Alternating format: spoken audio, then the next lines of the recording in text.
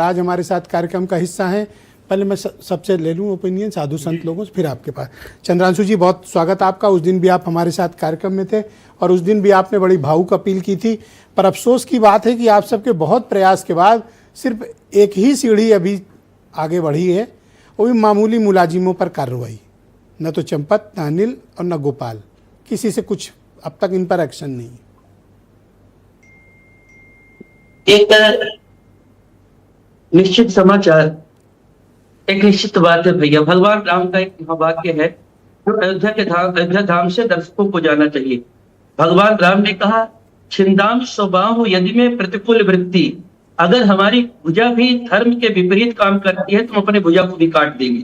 और उसका साक्ष्य उन्होंने सीता को निर्वासन के रूप में दिया, क्योंकि समाज में एक भ्रम फैला समाज को मिटाने के लिए।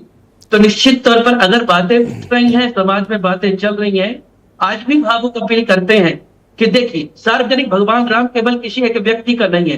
राम जी एक व्यक्ति के नहीं है, राम मंदिर एक व्यक्ति का नहीं है।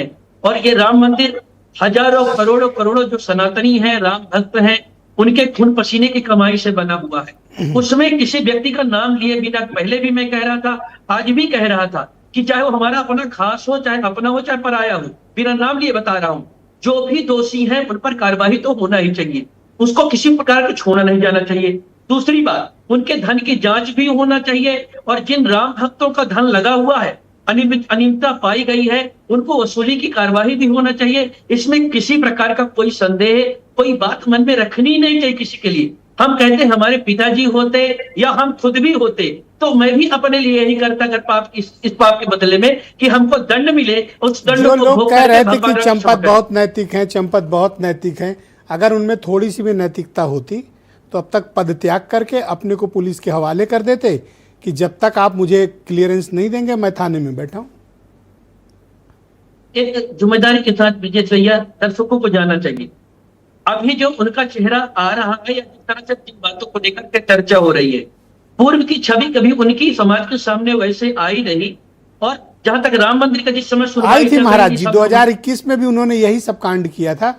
तब भी एक जांच कमेटी सरकार ने हमारी बनाई थी, वो जांच कमेटी कहाँ हटक लटक भटक गई कोई पता ही नहीं। अगर चंपत तो उसी वक्त कार्रवाई होती तो मैं राजू दास जी को कहना चाहता हूं कि वो चंपत अब तक जेल में होते।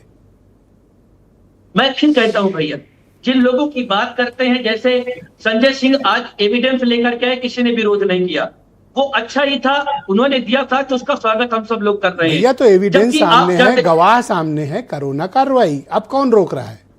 नहीं, वही बात मैं कह रहा हूं भैया। परंतु एक बात, जैसे आज एक्शन हो रहा है, दर्शकों को एक बात जाना चाहिए, आज केजरीवाल यहाँ पर आए हुए हैं, राम जी का दर्शन कर रहे हैं, पर यही बात तो केजरीवाल ने भी किया था। अन्ना हजारे का जो भ्रष्टाचार उन्मूलन करने का एक आंदोलन था, उसको इन्होंने बड़े राजनीतिक महत्वाकांक्षा के चलते तमाम लोगों की, दिल्ली वालों की भावनाओं को छला, देश की भावनाओं को छला और खुद चल की चक्की जितनी शिद्दत से आप केजरीवाल को कोस रहे हैं, उतनी शिद्दत से चंपत, अनिल और गोपाल को आपको पहले कोसना चाहिए।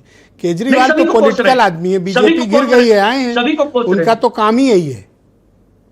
पर इस मामले में हमको राजनीति वाली कोई बात ही नहीं है।